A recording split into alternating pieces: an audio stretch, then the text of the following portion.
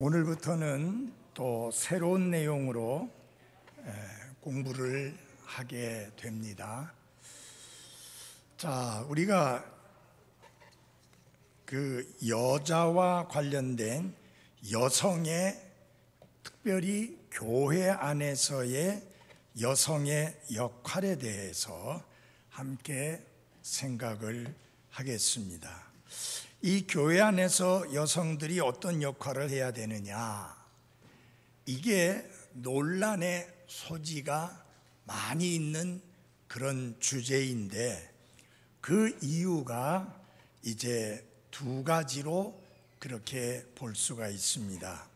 하나는 뭐냐면, 여건이 많이 이제 상승돼 가지고, 옛날에는 남녀 평등이라는 말을 했는데 요새는 여성 상위 시대가 되어버렸습니다. 그러다 보니까 일반 사회에서의 여성의 역할이 굉장히 두드러지죠. 심지어 여성 대통령까지 나오는 상황이고, 여성 국회의원은 말할 것도 없고, 이렇게 여건이 신장되다 보니까 또 교회 안에서도 이 여성이 뭔가 대단한 그런 위치를, 역할을 해야 한다라는 주장이 이제 생기게 되는 겁니다. 그러면서 특별히 뜨거운 문제로 등장하는 뜨거운 감자와 같은 게 뭐냐면은 여성 목사, 즉 여자 목사에 관련된 문제가 아주 뜨거운 이슈가 문제가 되고 있습니다. 자, 그래서 많은 교회에 여성 목사, 여자 목사가 있습니다. 그렇죠? 예. 그런데 이 여성 목사, 여자 목사 제도를 대한민국에서 처음 신설한 게 기독교 감리회입니다. 기독교 감리교회에서 1930년에 여성 목사 제도를 신설을 했습니다. 그렇지만 그 제도는 신설했는데 실제로 여성 목사를 세운 거는 1955년에 배밀라라고 하는 여성이 한국에서 초대 여성 목사가 되었습니다. 그리고 기독교 장로회는 술도 먹고 담배도 피고 아주 자유분방한 그런 장로교회입니다. 거기에서 1977년도에 처음으로 여자 목사를 안수해서 세웠습니다. 그래서 양정신이라는 여자가 이 기독교 장로교회에서 최초로 이 여자 목사가 되었죠. 그리고 조영기 목사의 장모, 그분이 순복음중앙교회의 여자 목사로서 오랫동안 그렇게 자리를 차지하고 있었습니다. 그 최자실이라고 하는 이 분은 조영기 목사하고 신학교 동기입니다. 근데 어떻게 나이가 있다가 보니까 그 딸하고 결혼을 하게 되었고, 그 최자실이라고 하는 분이 여자 목사로서 순복음중앙교회에서는 최초의 목사가 되었습니다. 자, 어디에서 여자 목사를 세웠다, 그건 중요한 게 아니에요. 그건 아무 의미가 없어요. 심지어 미국의 어떤 침례교회에서는 성 전환을 해서 남자였는데 여자로 바뀐 성 전환한 사람을 목사로 안수했어요. 침례교회인데. 그러니까 침례교회에서 그렇게 했다, 장로교회에서 그렇게 했다, 감리교에서 그렇게 했다? 그건 별로 중요한 의미가 없습니다. 중요한 의미는 뭐냐? 성경이 과연 여자 목사에 대하여 가르치고 있느냐 하는 성경의 가르침이 제일 중요하죠. 맞습니까? 예, 우리는 성경을 믿는 성경 신자들이에요.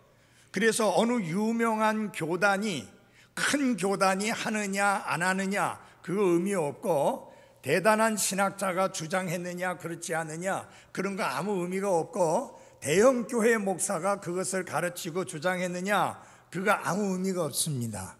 우리에게 의미가 있는 것은 성경이 무엇을 말하느냐, 그게 절대적으로 중요하고 그 이상 없습니다. 그래서 최고의 권위가 아니에요. 우리는 최고의 권위로 믿는 게 아니라 절대적 권위로 믿습니다.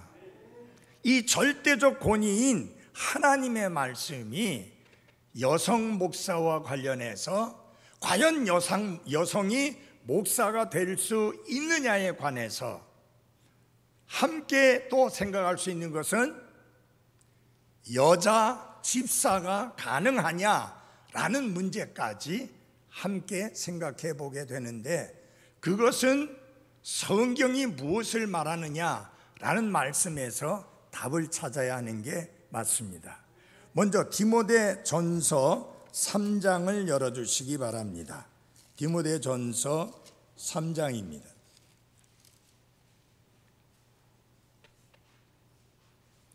3장 1절입니다.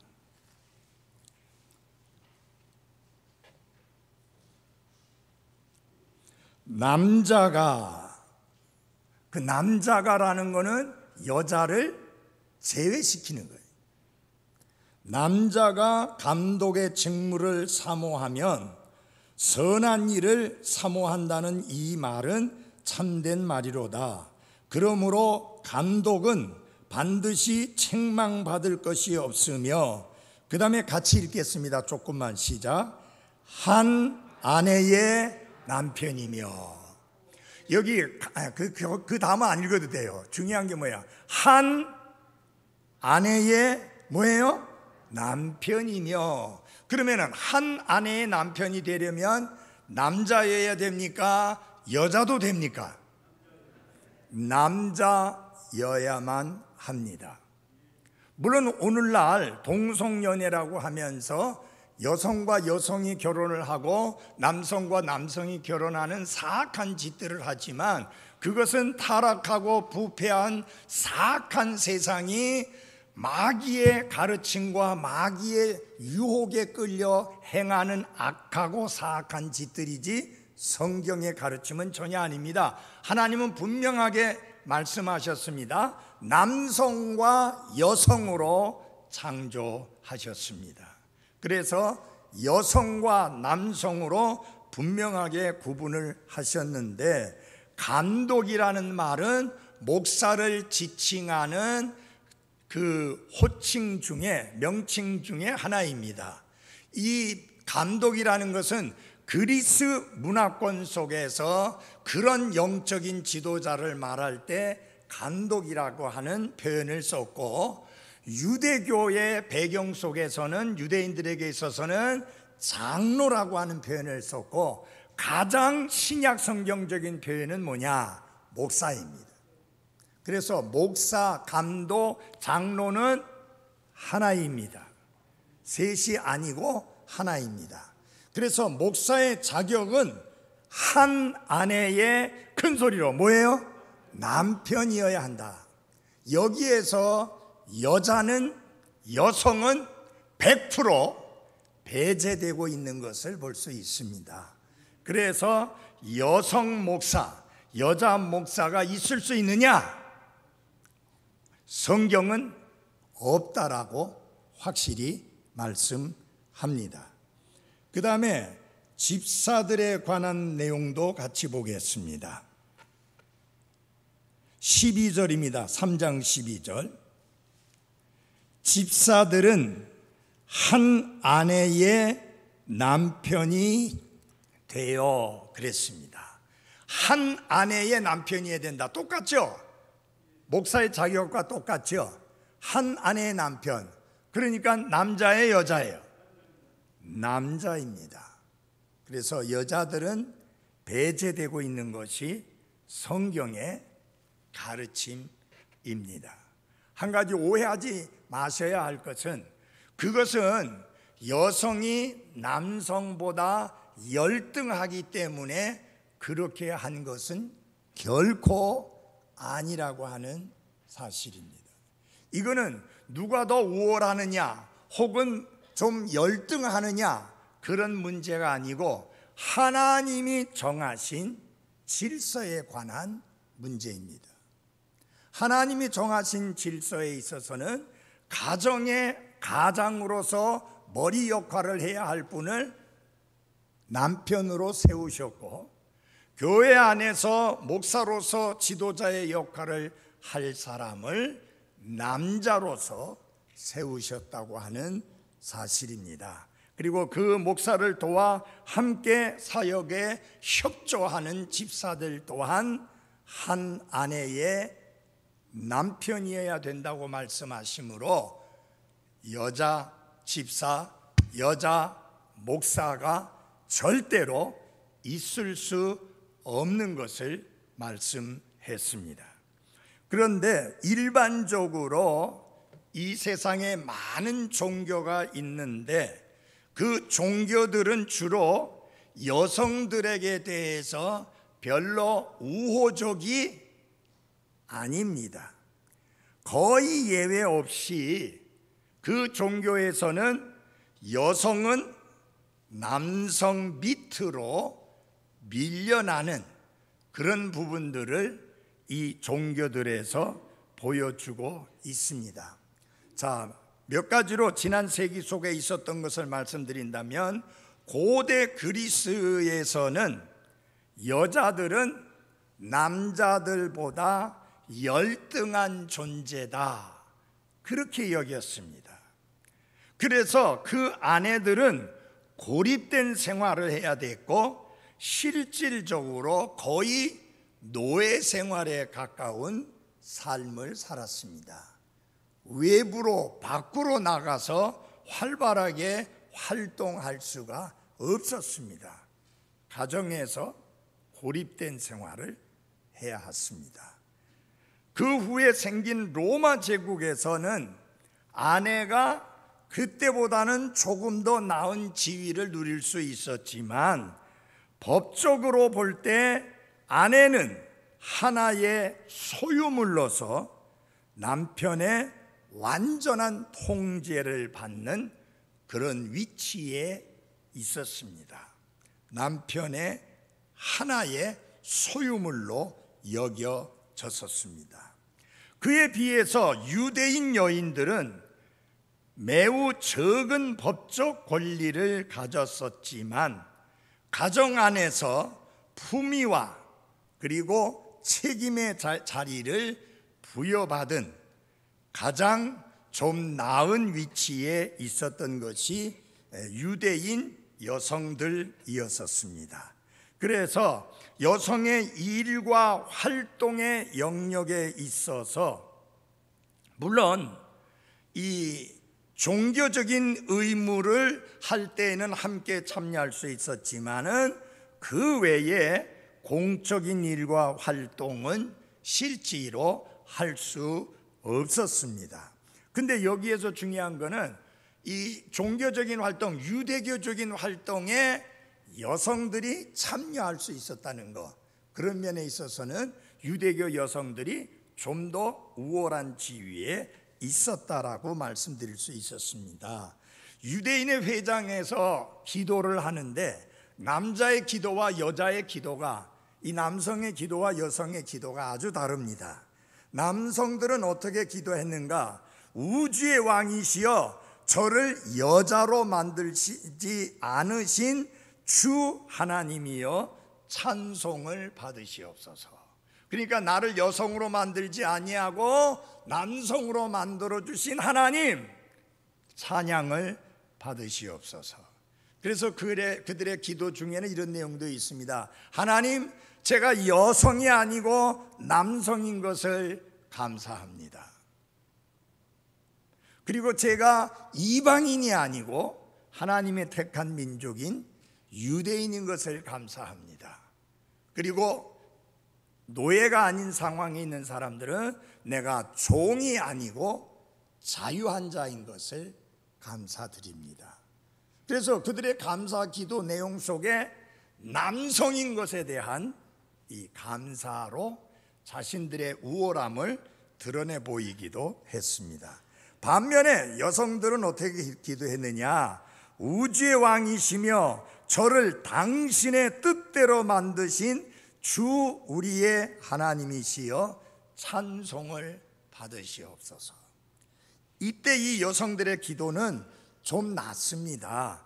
하나님의 뜻대로 나를 여성이 되게 하셨으니 하나님의 뜻 가운데 제가 여성이 되었습니다. 그러니 하나님 찬양을 받으시옵소서. 그렇게 기도를 했습니다. 전 세계에서 모든 종교를 통틀어서 가장 억압적인 종교가 무엇이냐? 소위 이슬람교라고 하는 마호멧교, 마호멧을 추종하는 세력들, 그것을 이슬람교라고 하는데요. 이슬람이라고 하는 말은 이슬람이라고 하는 말은 이슬람 교도들을 의미하는 아라비아어입니다. 그래서 이 이슬람교의 특징은 뭐냐? 이슬람이라는 말 자체가 무슨 뜻을 가지고 있는가? 무슬림이라고도 하지요. 이게 무슬림이라는 말이 무슨 뜻이냐? 절대 복종한다는 말이에요. 그래서 여러분 알다시피 이슬람교 사람들은, 무슬림들은요, 한 가지밖에 없어요. 복종 아니면 죽음이에요. 그래서 이슬람교라고 말할, 교도라고, 무슬림이라고 말할 때 절대 순종하는 그런 의미를 가지고 있습니다. 이 무슬림, 이 이슬람교회에서 여자들이 제일 학대받고 무시당한다고 하는 것은 여러분이 잘 알 수 있죠. 그래서 히잡을 쓸 뿐만 아니라 히잡보다 더한 거 쓰잖아요. 뭐만 드러내나요? 눈만 겨우 보이게 드러내놓고 생활을 해야 되는. 여러분 생각해 보십시오. 겨울엔 그나마 따뜻한다고 치자. 여름에 얼마나 덥겠습니까? 그리고 그게 얼마나 깝깝합니까? 그렇게 여성들을 학대하고 억압하는 게 이슬람교의 특징입니다. 그러면 기독교는 어떠느냐? 복음은 어떠느냐? 복음은 하나님께서 의도하신 가장 높은 땅으로 이끌고 가는, 격상시키는 그것이 복음입니다. 여러분, 우리나라에 복음이 들어옴으로 말미암아 우리나라 여성들의 지위가 엄청 놀랍게 향상이 되었습니다. 그래서 여러분들은 이 땅에 복음이 들어온 것을, 특별히 자매님들은 더 감사해야 합니다. 왜냐하면 그 이전에 여성들은 너무 천대를 받았고 여러 가지로 무시를 당했었기 때문입니다. 그래서 저는 자주 그런 이야기를 한 번씩 하는데요. 여러분, 처음에 교회 예배로 모일 때 초창기에는 남자가 앉는 자리와 여자가 앉는 자리가 구분되었을 뿐만 아니라 중간에 천으로 막았습니다. 그래서 남자와 여자가 서로 쳐다보지 못하게 했어요. 왜 그래요? 그 이전에 유괴 영향으로 뭐가 있었어요? 남녀 7세 부동석이라, 남녀가 7살 이상 되면 같은 자리에 앉으면 안 된다. 애기 생긴다 그 말이에요. 그래서 앉지 못하게 했어요. 그런데 교회에 오니까 이게 7세 이상의 사람들이 교회에 왔잖아요. 남녀가. 그래서 처음에는 이 천으로 가로막고 목사는 남자 쪽만 바라보고 설교를 했습니다. 여자 쪽 바라보면 안 됐었어요. 물론 그러다가 그런 것들이 다 없어지게 되고 지금은 우리 자매님들이나 형제분들이 같이 앉아 있죠. 여기 박미순 자매하고 명전이 같이 앉아 있는데 100년 전에는 이거 상상도 못했어요. 안 되는 거예요. 이게 안 되는 거예요. 그러니 복음이 들어옴으로 말미암아 얼마나 여성들의 지위가 향상이 되어졌는지 모릅니다. 그러면은 성경적으로 향상되어진 것만 가지고 감사하며 사십시오. 왜 우리는 여자 집사 안 세우느냐? 왜 우리가 교회 안에서 얼마나 오랫동안 섬겼는데 왜 여자 집사로 안 세우느냐? 이렇게 항의하거나 불평할 필요가 없습니다. 성경이 세웠으면, 성경이 말씀하고 있으면 벌써 다 했어요. 근데 성경이 아니라고 하니까. 근데 뭐 다른 조건들은 껴맞출 수 있어요. 뭐 예를 들어서 뭐 믿음 생활을 뭐 몇 년 이상 한 사람이어야 된다. 구원받고 침례받고 몇 년 이상 되어야 된다. 그런 거야 껴맞출 수 있잖아요. 자매들도 그렇게 하고 있고 형제들도 하고 있는데, 문제는 절대로 바꿀 수 없는 게 하나 있어요. 한 아내의 뭐예요? 남편. 이건 바꿀 방법이 없어요. 바꾸는 방법은 하나예요. 다시 태어나서 남자 되는 거. 그거 외에는 방법이 없어요. 그래서 우리는 성경대로 여자 집사와 여자 목사를 인정하지 않습니다. 하나님께서 그리스도인 여성들에게 주신 몇 가지 제약이 있는데 그것은 억압의 의도로 주어진 것이 아닙니다. 하나님께서 여성들에게 주신 역할과 또 어떤 제약을 두신 이유는 어떤 하나님의 의도 가운데 그렇게 되어졌다고 하는 것을 생각하셔야만 합니다. 특별히 우리는 여러분들이 집에서 한 아내로서 가장의 지도 아래 가정을 잘 가꾸고 돌보는 내조자의 역할을 해야 하는 것은 틀림없는 사실인데, 지금 우리가 공부하는 것은 교회 안에서의 여성들의 역할, 그것과 관련해서 하는 것입니다. 이 사회에서, 회사에서, 그다음에 정치권에서 어떻게 하느냐, 그건 우리의 관심사가 아니고 교회 안에서, 주님의 몸된 교회 안에서 여성들의 역할을 함께 생각해 보는 건데요. 그 중에 이 여성들의 가치에 대해서 먼저 생각을 해 보겠습니다. 다 같이 갈라디아서 3장을 열어주시기 바랍니다. 갈라디아서 3장입니다.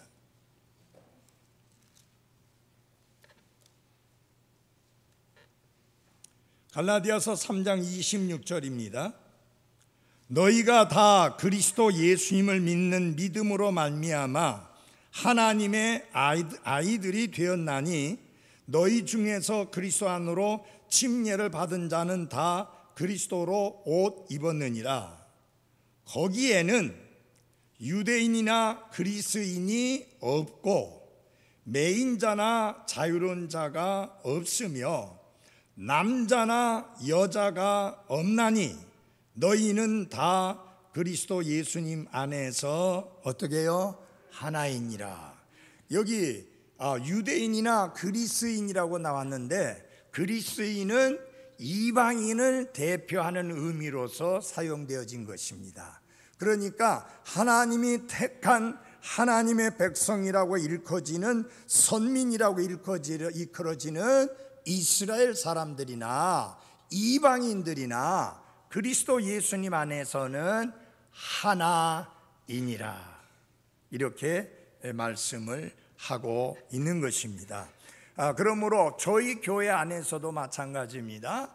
우리 교회 안에도 여러분처럼 한국 사람들이 있지만 우리 요엘 형제처럼 네팔 형제도 있습니다.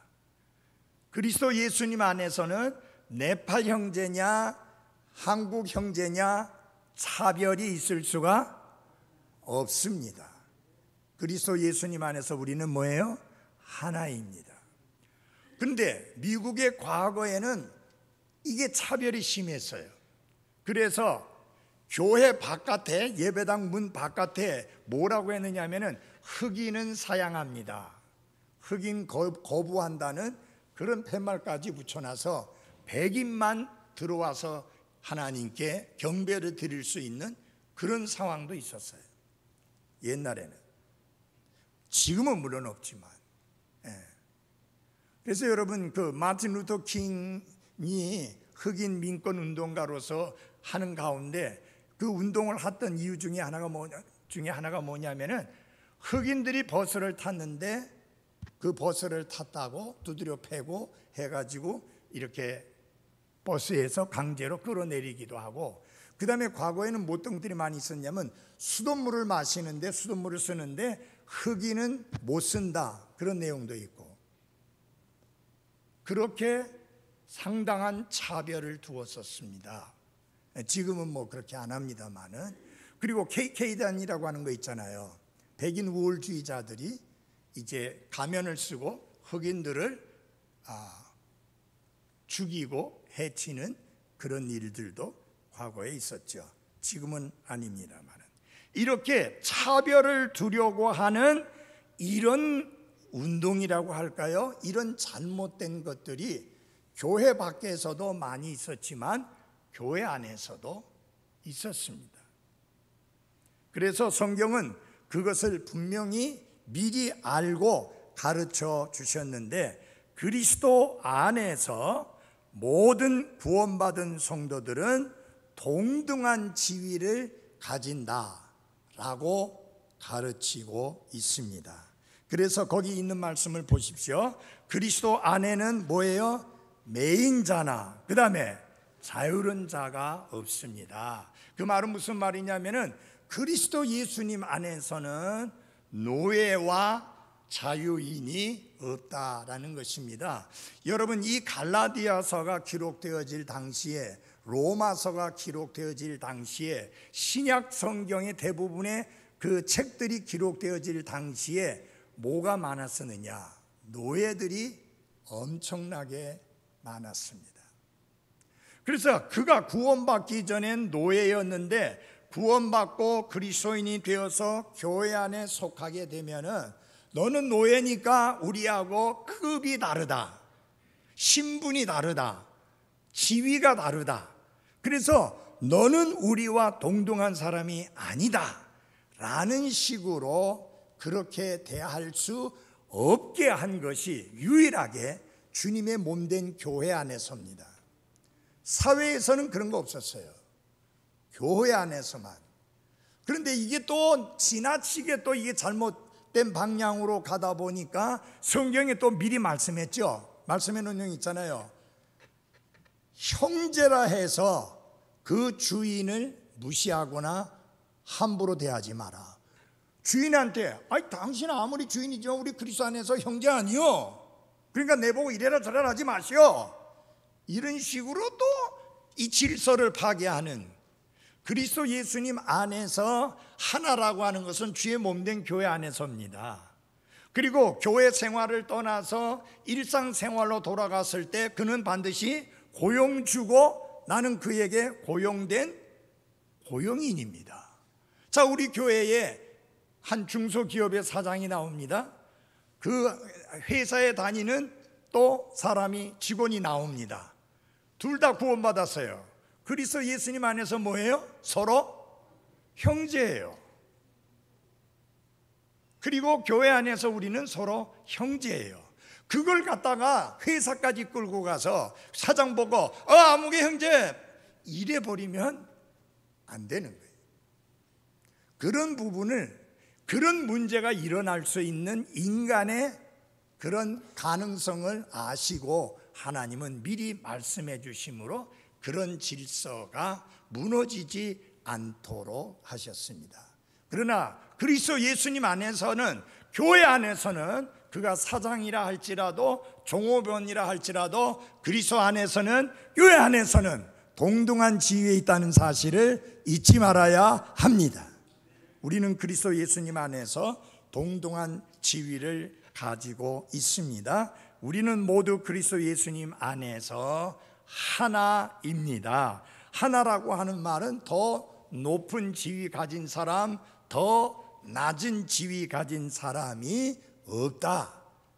그가 고용주든 고용인이든 남자든 여자이든 상관없이 하나라고 하는 것이 성경의 가르침입니다. 그래서 신약 성경에 보면은 이 여성들과 관련해서 보게 되면은 여성들은 복음에 함께 참여했던 사람들인 것을 볼 수 있습니다. 여러분, 여성들은 복음을 받아들일 수 없고 그들에게는 복음이 선포되어져서는 안 되는 거부되었던 사람이 아닙니다. 그들도 남성들과 똑같이 복음을 들을 수 있는 자유함이 있었고 복음을 듣고 받아들여서 복음의 권능을 힘입을 수 있는 사람들이었고 실제로 그렇게 했었던 것입니다. 그래서 사도행전 16장 14절에 보면은 빌립보에서 주님께서 루디아의 마음을 여셔서 바울이 전하는 복음을 받아들이게 했던 것을 볼 수 있습니다. 그 다음에 사도행전 17장 4절에 보면은 데살로니가의 많은 으뜸 가는 여인들이 사도 바울이 선포한 복음을 듣고 받아들이고 믿었던 사실을 볼 수 있습니다. 이들은 모두 다 여성으로서 복음을 받아들였고 그리하여 복음에 함께 참여했던 사람들이었습니다. 그리고 사도행전 17장 12절에 보면은 베레아라고 하는 도시에서 많은 그리스 사람인 귀부인들이 복음을 듣고 구원을 받았습니다. 다시 말하면 각계각층의 사람들이 복음을 듣고 그 복음을 받아들여 구원을 받았다고 하는 사실입니다. 아테네에서는 다마리스라고 하는 여자가 복음을 듣고 받아들여 구원받고 복음에 참여한 자가 되었습니다. 여기서 보면 루디아는 장사하던 여인이니까 사업하던 여인이었습니다. 여기 으뜸 가는 여인들은 상당히 지위적으로 뛰어나는, 학식이 뛰어날 수도 있고 다른 부분에서 뛰어날 수 있는 으뜸이 가는 여인들이라고 하니까 쟁쟁한 여인들입니다. 귀부인들, 대단한 사람의 부인들이잖아요. 이런 사람들이 복음을 받아들이고 그 복음의 능력에 동참했던 사람들인 것을 볼 수 있습니다. 다시 말하면 복음은 결코 여성들을 거부하지 않았다고 하는 것입니다. 그들도 기꺼이 복음의 축복에 동참할 수 있었고 참여할 수 있었던 사람들이라고 하는 것을 볼 수 있습니다. 여러분들 또한 복음에 참여한 사람들입니다. 형제들만 아멘하고 자매들은 아무도 아멘 안 하네요. 우리 자매님들, 여러분은 복음에 참여한 사람들입니다. 예. 그래서 이 복음을 받아들였고 복음을 믿었기 때문에 그들은 성경 말씀에 따라 침례를 받았습니다. 자, 이런 사람들은 없었어요. 자, 여러분, 복음은 누구나 들을 수 있고 누구나 받을 수 있고 누구나 믿고 구원받을 수 있습니다. 단 침례는 안 됩니다. 침례는 남자만 받습니다. 그렇게 하지 않았다는 것입니다. 왜냐하면 성경이 그렇게 가르치고 있지 않기 때문입니다. 이것을 다른 말로 바꾸어서 말씀을 드린다면 이렇게 말씀드릴 수 있습니다. 그들이 구원받고 또 침례를 받을 수 있었다고 하는 것은 어떤 의미를 가지고 있느냐 하면은 교회의 한 회원이 되어서 교회의 한 일원으로서 교회를 섬길 수 있는 그런 특권이 주어졌다라고 이렇게 말씀드릴 수 있습니다. 그래서 여성들도 침례를 통해서 주님의 몸된 교회에 더해진 믿는 사람들로 계수가 되었습니다. 자, 다 같이 사도행전 5장 14절을 열어주시기 바랍니다. 사도행전 5장 14절입니다.